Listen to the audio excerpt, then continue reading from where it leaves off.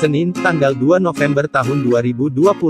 Kabar bahagia datang dari salah satu siswi, atas nama Nirsa Ismi Almanda, yang telah memenangkan lomba mendongeng daring tingkat SMA sederajat, yang diumumkan di akun Instagram @dutabahasa_kalsel, dengan meraih pemenang pertama. Lomba ini diadakan oleh Balai Bahasa Provinsi Kalimantan Selatan, bekerja sama dengan Ikatan Keluarga Alumni Duta Bahasa Kalimantan Selatan. Berikut penampilan dari siswi yang akrab disapa Mimi. Assalamualaikum warahmatullahi wabarakatuh. Halo teman-teman, sehat semua kan? Perkenalkan, nama saya Mimi dari SMA Banua, Kalimantan Selatan. Dan pada kesempatan kali ini, Mimi akan membawakan sebuah dongeng yang mungkin sudah pernah kalian dengar sebelumnya. Tetapi, nilai-nilai dalam dongeng ini patut kita terapkan sebagai pemuda yang hidup pada zaman sekarang ini. Judul dongeng ini adalah Penebang Kayu yang Jujur. Ayo kita dengar ceritanya. Dahulu kala, di sebuah desa kecil, hiduplah seorang pemuda bernama Alan. Alan adalah pemuda yang sangat jujur dan tidak pernah mau mengambil barang yang bukan haknya. Tetapi lucunya, si Alan ini tinggal bersama dengan dua orang pencuri yang kerjaannya setiap hari mencuri barang dari orang-orang yang lewat di dekat mereka. Aduh, sudah siang, belum ada yang lewat, malam makan apa ini? Santai bos, sedikit lagi juga pasti ada yang lewat. Bos, tas bos, ambil bos. Wah, oke, siap. Kalian siapa? Jangan ambil tasku, tolong. Sudah, sini tasnya, sini.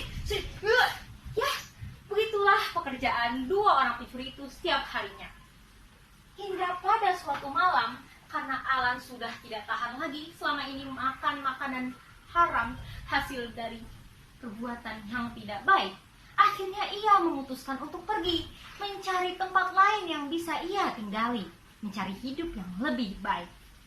Sehingga Alan pun pergi ke suatu desa tanpa membawa perbekalan sedikit pun.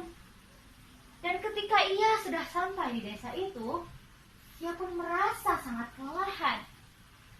Ia pun terduduk, lemas, lesu. Ia merasa sangat lelah, belum ada makan, tidak punya tempat tinggal. Apa yang ia lakukan di desa tersebut? Ketika Alan sedang melamun, tiba-tiba lewatlah seorang nenek di depan Alan. Nenek itu terlihat membawa banyak sekali apel.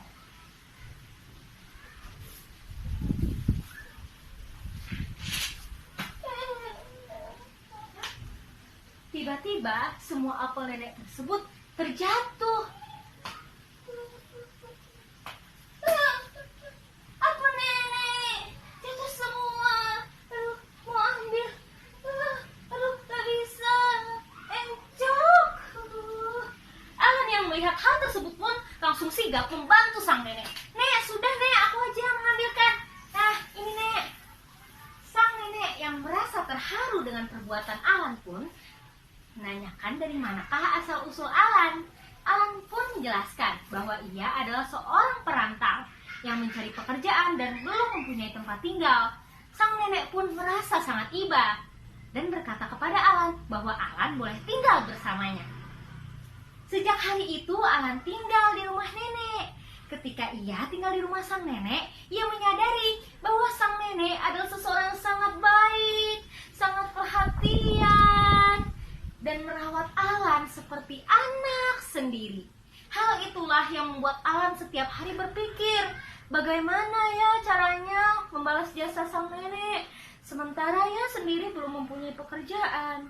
Oleh karena itu Alan secara pantang menyerah, terus kerja keras, mencari pekerjaan. Hingga pada suatu hari, Alan mendapatkan kabar bahagia.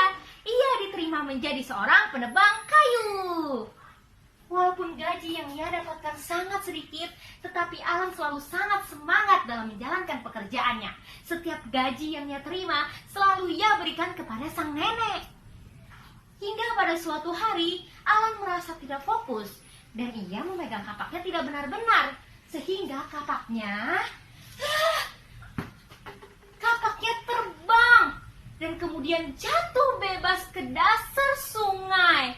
Alan merasa sangat sedih. Itu kan satu-satunya yang kupunya. Bagaimana cara aku membalas jasa nenek kalau aku tidak punya kapak itu? Ketika Alan merasa sangat putus asa, tiba-tiba dari dasar sungai muncullah sesosok. Hai anak muda, kenalkan aku peri sungai, bukan peri mini ya. Kalau peri mini itu selebgram.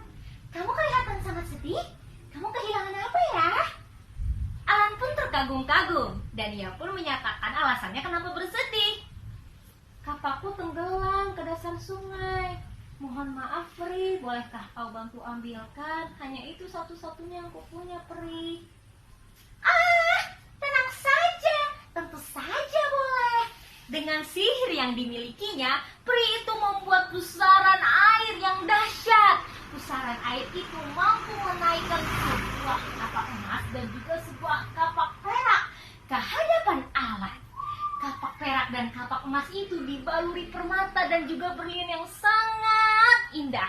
Peri itu pun bertanya kepada Alan, "Anak muda, yang mana kapakku? Yang perak atau yang emas? Ayo, yang mana kapakmu? Jujur saja kepadamu. Jujur saja kepada diriku. Atau jangan-jangan kapakmu ini keduanya ya? Ayo, yang mana anak muda?" Alan pun terheran, terbingung-bingung. "Mohon maaf, Peri. Kapakku kapak kayu biasa. Tidak ada di antara kedua ini. Coba kamu cari kapak yang paling jelek di dasar sungai. Pasti itu kapakku, Peri. Mohon maaf ya, Peri, tapi ini sama sekali bukan punyaku keduanya." "Oh ya sudah, kalau seperti itu, kucarikan lagi ya." Akhirnya sang peri pun mencari kapak lagi di dasar sungai. Ia menggunakan sihirnya lagi, membentuk pusaran air dan kemudian muncullah sebuah kapak kayu jelek yang sudah hampir rusak.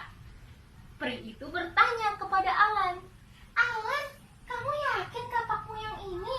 Kapaknya jelek banget, Alan." "Ih, terima kasih Peri, benar ini kapakku. Terima kasih sekali lagi Peri." "Terima kasih Peri, ini saja Peri." Sang peri pun merasa sangat kagum dengan sikap Alan.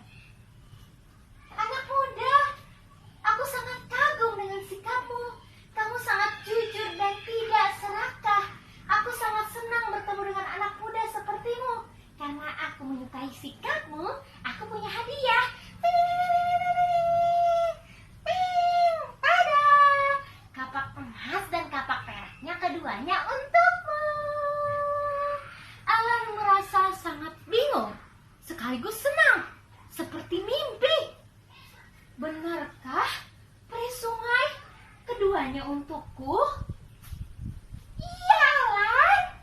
Terima kasih peri sungai, terima kasih. Alan pun merasa sangat bahagia. Sejak saat itu ia bisa membalas jasanya kepada sang nenek. Ia mampu memberikan sang nenek rumah yang lebih layak untuk ditinggali bersama.